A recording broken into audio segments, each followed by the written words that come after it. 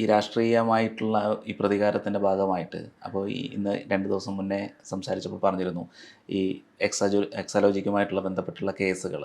അപ്പോൾ പറയുന്നുണ്ട് ഞാൻ ഗാന്ധിയല്ല എന്നുള്ള രീതിയിലൊരു മറുപടി ഞാൻ കണ്ടിരുന്നു. ഞാൻ മനുഷ്യനല്ലേ, സ്വാഭാവികം. ഞാൻ പറഞ്ഞത് നമുക്ക് ആവേശത്തിൽ ഇപ്പം എന്നോട് ഒത്തിരി പേര് പറഞ്ഞു ഞാൻ പറഞ്ഞതും അങ്ങനെ തന്നെ പറയണം.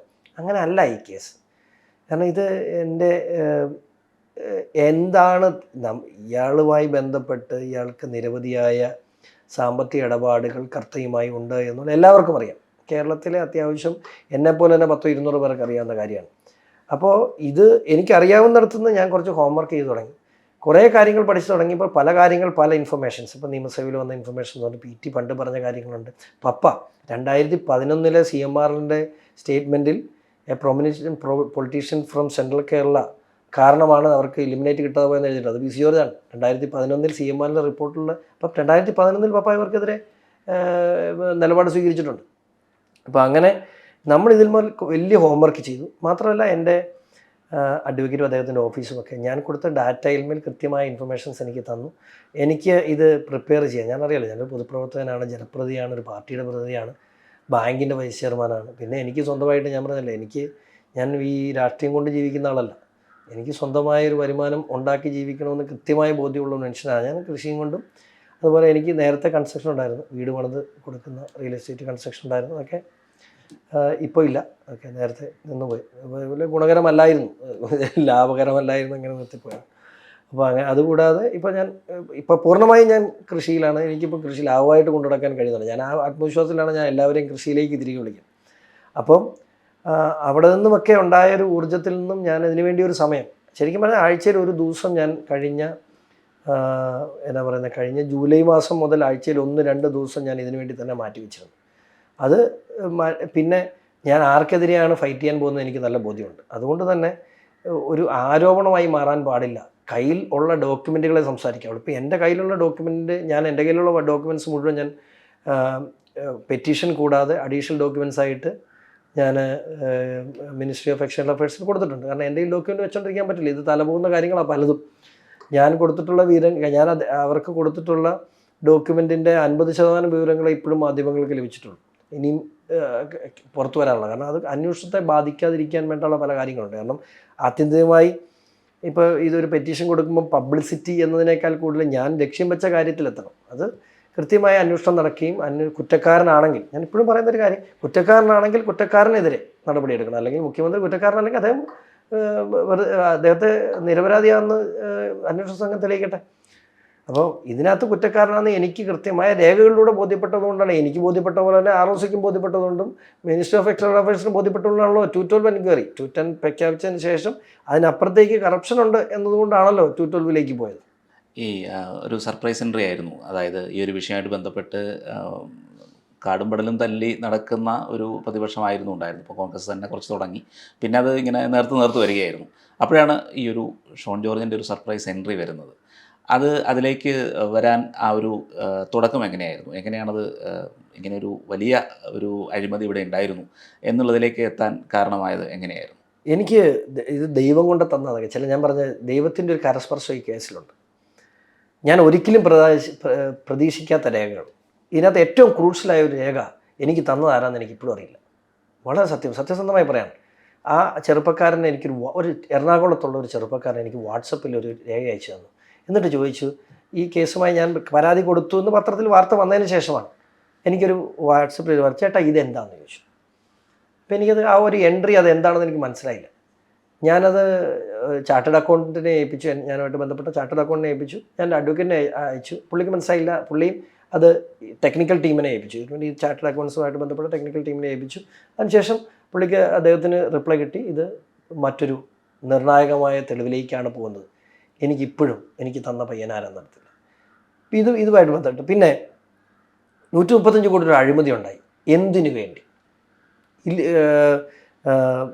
സിന്തറ്റിക് റുട്ടൈൽ എന്ന് പറയുന്ന പ്രൊഡക്റ്റ് ഉൽപ്പാദിപ്പിക്കുന്ന ഒരു കമ്പനിക്ക് എന്തിനു വേണ്ടി 135 കോടി രൂപ വിതരണം ചെയ്യേണ്ടി വന്നു? അത് ഇലിമിനേറ്റ് എന്ന് പറയുന്ന അവരുടെ റോ മെറ്റീരിയൽ കേരളത്തിൻ്റെ തീരദേശത്ത് നിന്നും അനധികൃതമായി ഖനനം ചെയ്യുന്നതിനാന്നുള്ളത് പകൽ പോലെ വ്യക്തമാണ്. പക്ഷെ എവിടുന്ന് എങ്ങനെ? 2018 ദുരന്ത നിവാരണ അതോറിറ്റിയുടെ ഓർഡറും അതിനുശേഷം ഈ മണൽ ഖനനം ചെയ്ത് നീക്കാൻ ഉണ്ടായ സാഹചര്യവും ഇതൊക്കെ നമുക്ക് കിട്ടിയത് തോട്ടപ്പള്ളി മേഖലയിലെ പഞ്ചായത്തിൻ്റെ രേഖകളിൽ നിന്നാണ്. പഞ്ചായത്താണ് ഇത് മുൻകൈയെടുത്ത് അവരിതിനെ സംബന്ധിച്ച് തീരുമാനങ്ങൾ എടുത്തിരുന്നു. ഇത് വളരെ സ്ട്രെസ് കൊടുക്കാതെ ലഘൂകരിച്ച് കൊണ്ട് ഒരു വലിയ അഴിമതിയാണ് ചെയ്തിട്ടുള്ളത്. അപ്പോൾ അതിൻ്റെ രേഖകൾ എനിക്ക് കിട്ടിയത് നടന്നില്ല. ദൈവത്തിൻ്റെ ഒരു സ്പർശമുണ്ടായിരുന്നു ഈ കേസിൽ. ഇവിടം വരെ ഞാൻ പറഞ്ഞൊരു സർപ്രൈസ് സെൻ്റർ ഞാനൊരിക്കലും ഇത്തരത്തിലൊരു ഒരു ഒരു ഒരു ഇതിലേക്ക് എത്തുമെന്ന് ഒരു അന്വേഷണം പ്രഖ്യാപിപ്പിക്കണം. എന്നാൽ എനിക്കും എൻ്റെ അഭിഭാഷകനും അല്ലാതെ വേറെ ആർക്കും ഞാൻ ഇപ്പോൾ ഈ മാധ്യമങ്ങൾ മുഴുവൻ ചർച്ച ചെയ്യുന്ന വലിയ വലിയ കാര്യങ്ങളുണ്ടല്ലോ, ഒത്തിരി വലിയ ബ്രേക്കിംഗ് ന്യൂസായി കൊടുക്കുന്ന കാര്യങ്ങളൊക്കെ സെപ്റ്റംബർ മാസത്തിൽ പത്രസമ്മേളനം നടത്തി മുഴുവൻ പത്രക്കാർക്കും കൊടുത്തതാണ്. ഇതിൻ്റെ മെറ്റീരിയൽസ് അല്ല, ഇപ്പം ചർച്ച ചെയ്യുന്ന കാര്യങ്ങളല്ല, ഇന്ന കാര്യങ്ങൾ നടന്നിട്ടുണ്ട് എന്ന്. കാരണം ഞാനന്ന് കൊടുക്കാൻ കാരണം ഞാൻ ഈ പെറ്റീഷൻ കൊടുത്തതിന് ശേഷം എൻ്റെ ജീവന് തന്നെ അപകടമുണ്ടാകുന്നുള്ള സാഹചര്യത്തിൽ ഞാനിങ്ങനെ ഒരു പെറ്റീഷൻ കൊടുത്തിട്ടുണ്ട് എന്ന് ജനങ്ങൾക്ക് അറിയണം. അല്ലെങ്കിൽ എനിക്ക് എന്തെങ്കിലും സംഭവിച്ചാൽ നാളെ ഇതുകൊണ്ടാണ് എന്നറിയണം എന്നുകൊണ്ട് ഞാൻ പത്രസമ്മേളനം നടത്തിയത്. കാരണം പത്രസമ്മേളനം നടത്തിയിട്ട് ഈ കേസുമായിട്ട് പ്രത്യേകിച്ച് കാര്യം ഉണ്ടായിട്ടില്ല. കാരണം എനിക്കെന്തെങ്കിലും സംഭവിച്ചാൽ പോലും നാളെ പൊതുസമൂഹം എന്തിനു വേണ്ടിയായിരുന്നു ഞാൻ പോരാടിയതെന്ന് എന്ന് ജനം അറിയണം എന്നതുകൊണ്ടാണ് ഞാൻ പത്രം. പക്ഷെ അന്ന് SFI എന്ന് പറഞ്ഞിട്ട് പോലും ഇവിടെ ആർക്കും എന്താണെന്ന് മനസ്സിലായില്ല. ഇപ്പോഴും ഞാൻ പറയല്ലോ, ഈ കോടതി രണ്ടാമത് കേസെടുത്തതിന് ശേഷമാണ് പലരും എന്നെ വിളിച്ച് ശരിക്കും ഇതിൻ്റെ ഫുൾ ഫോം എന്നാ SFIO. അപ്പം ഇത് വിദ്യാർത്ഥി സംഘടനയുടെ പേരാണോ, ഇതെന്താണ് സാധനം? മിനിങ്ങാന്നൊരു ചാനൽ എന്നോട് ചോദിച്ചു, നിങ്ങൾ ഈ SFI എന്ന് പറയുന്നുണ്ട്, എന്തുകൊണ്ട് EDയും CBIയും വരുന്നില്ല എന്നോട് ചോദിച്ചൊരു ചോദ്യമാണ്. EDയും CBIക്കൊക്കെ ഒത്തിരി മുകളിലാണ് SFI. അത് പക്ഷേ അത് ആരുടെയും കുറ്റമല്ല. കേരളത്തിൽ ഇന്ന് വരെ കേട്ടിട്ടില്ലാത്ത, കേരളത്തിൽ ഇന്ന് വരെ ഒരു അന്വേഷണം നടന്നിട്ടില്ലാത്ത, കേരളത്തിലെ SFIയുടെ ആദ്യത്തെ അന്വേഷണമാണിത്. ഈ CMRL, KSIDC, എക്സലോജിക്, മുഖ്യമന്ത്രി, ഈ 4 കാര്യങ്ങൾ ഇതിനകത്ത് ബന്ധപ്പെട്ട് വരുന്നുണ്ട്. എങ്ങനെയാണ് ഈ കേസിൻ്റെ, അല്ലെങ്കിൽ ഇത് കേരളത്തിലൊരു വലിയ അഴിമതിയിലേക്ക് വെളിച്ചം വീശുന്നത് എങ്ങനെയാണ്, ഇത് തമ്മിലുള്ളൊരു ബന്ധം? അത് നല്ലൊരു ചോദ്യമാണ്. പലർക്കും കുറേ ദിവസമായിട്ട് ഈ കമ്പനീസ് ആക്ട് ഇരുന്ന് 210 എന്നൊക്കെ പറയുന്നല്ലാതെ ആളുകൾക്ക് ഇത് എന്നാന്ന് മനസ്സിലായിട്ടില്ല. ഇത് ശരിക്കും 2023 ജൂൺ മാസത്തിൽ ഇൻട്രീം സെറ്റിൽമെൻറ്റ് ബോർഡ്, അത് income tax department interim settlement board ഇങ്ങനെ 100 കോടി രൂപയുടെ തിരിമറി നടത്തി എന്ന് principal commissioner of income tax Kochi, ഈ എല്ലാ കമ്പനികളുടെയും ഇവരുടെ റെയ്ഡും അന്വേഷണമൊക്കെ നടക്കുന്നതാണ്. അങ്ങനെ സ്വാഭാവികമായി നടന്ന അന്വേഷണത്തിൽ ഇവരുടെ കമ്പനിയിൽ CMRL എന്ന് പറയുന്ന കർത്ത, നമ്മൾ കരിമണൽ കർത്ത എന്ന് പറയുന്ന കർത്തയുടെ CMRL കമ്പനിയിൽ ഇങ്ങനെയൊരു ക്രമക്കേട് നടന്നതായി PCIT കണ്ടെത്തി. ആ കണ്ടെത്തിയ ഈ റിപ്പോർട്ട് അവർ ഇൻട്രീം സെറ്റിൽമെൻറ്റ് ബോർഡിന് കൈമാറി. അവർ CMRLനെ വിളിച്ചിരുത്തി ഇവരുടെ വിശദീകരണം ചോദിച്ച് എന്തൊക്കെയാണ് ഇതിനകത്ത് നടന്നിട്ടുള്ളത്. അപ്പോൾ അവർ ഇതിനകത്ത് കുറേ കണക്കുകൾ വിശദീകരിച്ച്, ഞങ്ങൾക്ക് റോ മെറ്റീരിയൽ കിട്ടാൻ അവിടെ പൈസ കൊടുത്തു, ഇവിടെ പൈസ കൊടുത്തു, ലോറി കൂലിക്ക് പൈസ കൊടുത്തു, അങ്ങനെ ഇതിൻ്റെ ഒരു 70% അവരിങ്ങനെ വേവ് ഓഫ് ചെയ്യാനുള്ള രേഖകളൊക്കെ കൊണ്ട് കൊടുത്തു. ഈ രേഖകളെല്ലാം കൊടുത്തതിന് ശേഷവും ആ PCIT റിപ്പോർട്ടിനകത്ത് കൃത്യമായിട്ട് political leaders PV, OC, RC, IK, PKK അങ്ങനെ കുറേ പേരുകൾ കൃത്യമായി പറഞ്ഞിട്ട് ഇവരുടെ എല്ലാം ഡിസ്ക്രിപ്ഷനും അതിനകത്ത് കൊടുത്തിട്ടുണ്ട്. നിങ്ങളൊക്കെ കണ്ടിട്ടുണ്ടാവും. അപ്പോൾ അങ്ങനെ ഒരു report, income settlement board report വന്നപ്പോൾ ആ റിപ്പോർട്ടിൻ്റെ എൻക്വയറി റിപ്പോർട്ടും ഈ കൂടെ ഉണ്ടായിരുന്നു. എൻക്വയറി റിപ്പോർട്ടിനകത്താണ് ഇതെല്ലാം പറഞ്ഞിട്ടുള്ളത്. പക്ഷേ ഇൻകം സെറ്റിൽമെൻറ്റ് ബോർഡിൻ്റെ ഓർഡറിൽ തന്നെ ഈ CMRL കമ്പനിക്ക് നിന്നും മുഖ്യമന്ത്രിയുടെ മകൾ വീണ വിജയൻ്റെ ഓണർഷിപ്പിലുള്ള, വീണ തൈക്കണ്ടിൻ്റെ ഓണർഷിപ്പിനുള്ള എക്സാലോജിക് സൊല്യൂഷൻസ് എന്ന് പറയുന്ന കമ്പ്യൂട്ടർ സോഫ്റ്റ്വെയർ കമ്പനിക്ക് നിന്നും 1,72,00,000 രൂപ വീണ വിജയൻ വ്യക്തിപരമായി 5 ലക്ഷം രൂപ വീതം അല്ലാതെയുമായിട്ട് 1,72,00,000 രൂപ ഇവരുടെ ഓണർഷിപ്പിൽ കൈപ്പറ്റിയിട്ടുണ്ട്.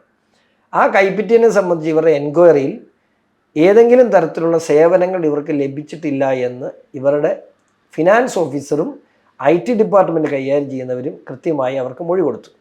ആ മൊഴിയുടെ അടിസ്ഥാനത്തിൽ ഓർഡറിലും കൃത്യമായി പറഞ്ഞിട്ടുണ്ട്, ഈ എക്സാലോജിക് സൊല്യൂഷൻ എന്ന് പറയുന്ന കമ്പനി ഒരു സേവനം നൽകിയിട്ടില്ലെന്ന് മാത്രമല്ല, ഈ കൊടുത്തേക്കുന്ന പൈസ ഈ കമ്പനിയുമായി ബന്ധപ്പെട്ട പ്രൊമിനൻറ്റ് പേഴ്സണ് കൊടുത്തതാണ് എന്ന് ആ റിപ്പോർട്ടിൽ പരാമർശമുണ്ട്. ആ റിപ്പോർട്ട് 6-ാം മാസം വരുന്നു. മനോരമ ഇത് വാർത്തയാക്കുന്നു.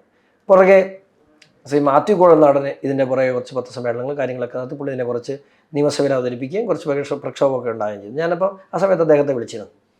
പക്ഷെ 1-2 മാസം കഴിഞ്ഞപ്പോൾ അദ്ദേഹത്തിനെ പ്രതിരോധത്തിലാക്കിക്കൊണ്ട് അദ്ദേഹത്തിൻ്റെ വസ്തു ഇടപാടും കാര്യങ്ങളൊക്കെ ആയിട്ട് അദ്ദേഹത്തെ സമ്മർദ്ദത്തിലാക്കി. എന്ന് തന്നെയാണെങ്കിലും അദ്ദേഹം ഇതിൻ്റെ പുറകെ കുറേ ഫോളോ ചെയ്ത ഒരാളാണ്. അപ്പം അങ്ങനെ നിൽക്കുന്ന സമയത്ത് സ്വാഭാവികമായിട്ട് കൃത്യമായി പോയിന്റ് ഔട്ട് ചെയ്ത് മുഖ്യമന്ത്രി നിൽക്കുക. അത് എക്സാലോജിക് സൊല്യൂഷനുമായി ബന്ധപ്പെട്ട പ്രൊമിനൻറ്റ് പേഴ്സൺ എന്ന് പറഞ്ഞാൽ മുഖ്യമന്ത്രി അല്ലാതെ വേറെ ആരുമില്ല. പ്രൊമിനൻറ്റ് പേഴ്സൺ മുഖ്യമന്ത്രിയാണ്.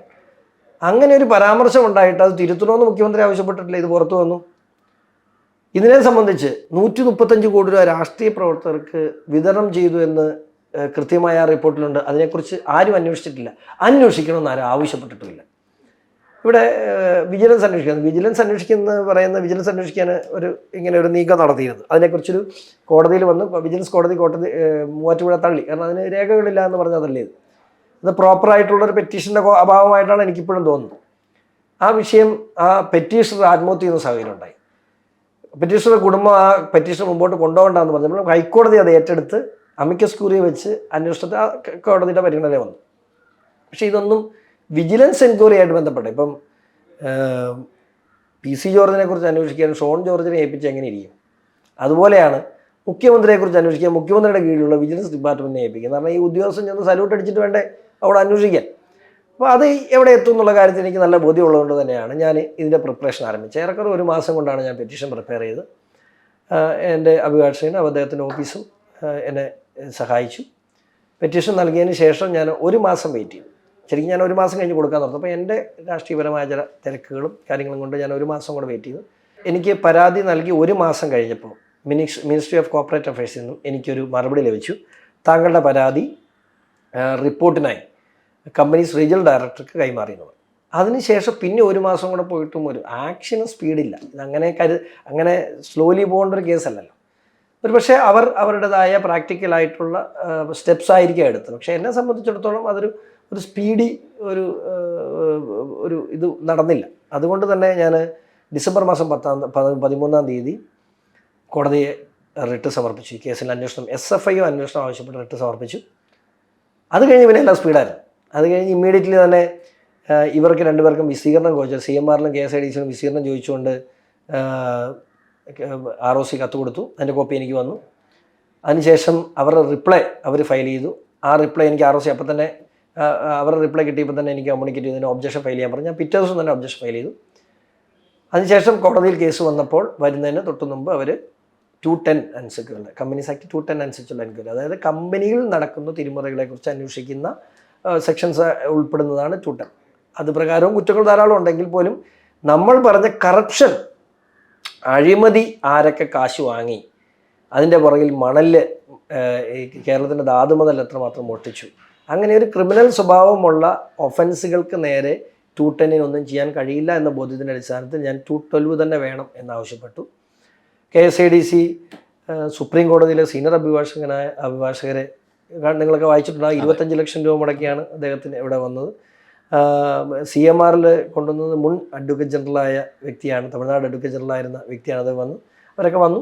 എങ്കിൽ പോലും നമുക്ക് ഇതിനകത്ത് ഒരു സംശയമൊന്നും ഉണ്ടായിരുന്നില്ല. ഒരു സമയത്ത് എന്നോട് എൻ്റെ അഭിഭാഷകൻ ചോദിച്ചു, ഷോണേ, ഇന്ത്യയിലെ തന്നെ 5 അഭിഭാഷകരിൽ ഒരാളാണ് വരുന്നത്, നമുക്കൊരു സീനിയർ എൻഗേജ്മെൻറ്റ് വേണ്ടേ? ഞാൻ പറഞ്ഞു, ഈ കേസിൽ എൻ്റെ അഭിഭാഷകൻ ഇതാണ്, മറ്റൊരു അഭിഭാഷകൻ എനിക്കില്ല എന്ന് തന്നെ എനിക്കറിയാം. എനിക്ക് എൻ്റെ അഭിഭാഷകനിലുള്ള കോൺഫിഡൻസ് അത്ര വലുത്. കാരണം ഈ മേഖലയിൽ, പ്രത്യേകിച്ച് ഈ സബ്ജക്റ്റിൽ അത്രയും എക്സ്പേർട്ടായ അഭിഭാഷകനാണ്. പിന്നെ കോടതിന് മുമ്പിൽ സീനിയർ വരുമ്പോൾ ഒരു ഇതാണ്. ഇപ്പോൾ അദ്ദേഹത്തിന് കോൺഫിഡൻസ് കുറവുള്ള മനുഷ്യരൊന്നുമല്ല. എങ്കിൽ പോലും സീനിയേഴ്സ് എന്ന് പറയുമ്പോൾ അതിൻ്റേതായ, സീനിയർ അഭിഭാഷകർ വരുമ്പോൾ അതിൻ്റേതായ ഗൗരവം കോടതിയിൽ കൂടുമെന്നുകൊണ്ടാണ് പറഞ്ഞത്. പക്ഷേ നമുക്ക് അതിനുശേഷം ROCയുടെ റിപ്പോർട്ടിൽ, ഇപ്പോൾ വിവാദത്തിലേക്ക് വരുന്നത് ROCയുടെ റിപ്പോർട്ടിലാണ്. ROCയുടെ റിപ്പോർട്ടിൽ 210 എൻക്വയറി വരുന്നതിനോടൊപ്പം തന്നെ ROCയുടെ റിപ്പോർട്ടിൽ സെക്ഷൻ 447 അനുസരിച്ചുള്ള ക്രൈംസ്, കമ്പനീസ് ആക്ട് അനുസരിച്ച് ചെയ്തിട്ടുണ്ടെങ്കിൽ അത് ഗുരുതരമായ തെറ്റാണ്. 10 ലക്ഷം രൂപയ്ക്ക് മുകളിലുള്ള കോർപ്പറേറ്റ് ഫ്രോഡിനെ SFIO അന്വേഷിക്കണമെന്നാണ് 2013 കമ്പനീസ് ആക്ട് പ്രകാരമുള്ള നിയമം. അങ്ങനെ 447 ഉണ്ടെങ്കിൽ SFIO ഇല്ലാതെ പറ്റില്ല എന്നുള്ള എൻ്റെ കോടതിയിലെ വാദം ശരിയാണെന്ന് 100% മിനിസ്ട്രി ഓഫ് കോർപ്പറേറ്റ് അഫയേഴ്സിന് ബോധ്യപ്പെട്ടിട്ടുണ്ട്. അല്ലെങ്കിൽ അത് കോടതി ഓർഡർ ചെയ്യും എന്നുള്ള സാഹചര്യം ബോധ്യപ്പെട്ടു. അതുകൊണ്ട് തന്നെ ആയിരിക്കും. മാത്രമല്ല, ഇതിൽ കൂടുതൽ അന്ന് ഹൈക്കോടതിയുടെ അഭിഭാഷകൻ, ഹൈക്കോടതിയിൽ SFIO പ്രതികരിച്ച ഗവൺമെൻറ് അഭിഭാഷകൻ, അദ്ദേഹം ചോദിച്ചത്, 210 ഇപ്പോൾ ഓർഡർ ചെയ്തിട്ടുണ്ട്, SFIO സംബന്ധിച്ച് തീരുമാനമെടുക്കാൻ 2 ആഴ്ച സമയമാണ് അവർ ചോദിച്ചത്. അപ്പം അവർക്കും പഠിക്കാൻ സ്വാഭാവികമായിട്ടും നിങ്ങൾക്കറിയാം, ഇതൊരു ചെറിയ കേസല്ല, ഇതൊരു പൊളിറ്റിക്കൽ കേസാണ്, വലിയ രാഷ്ട്രീയ പ്രത്യാഘാതങ്ങൾ ഉണ്ടാക്കുന്ന കേസാണ്. അതുകൊണ്ട് തന്നെ തെളിവുകളില്ലാത്ത അല്ലെങ്കിൽ 100% ഉറപ്പില്ലാത്ത എടുത്തിയാടി ഒരു തീരുമാനം ഒരിക്കലും എടുക്കാൻ കഴിയില്ല. കാരണം എന്നാ പറഞ്ഞാലും രാഷ്ട്രീയ പ്രേരിതം എന്ന് പറയുന്ന ഒരു നാട്ടിലോട്ടാണ് ഇത്തരത്തിലൊരു കേസുമായിട്ട് വരുമ്പോൾ. അപ്പോൾ അതിനകത്ത് തെളിവുകളുടെ ഉറപ്പൊക്കെ വരുത്തിയതിന് ശേഷമാണ് അവർ ഓർഡർ ചെയ്തതെന്നാണ് എൻ്റെ വിശ്വാസം.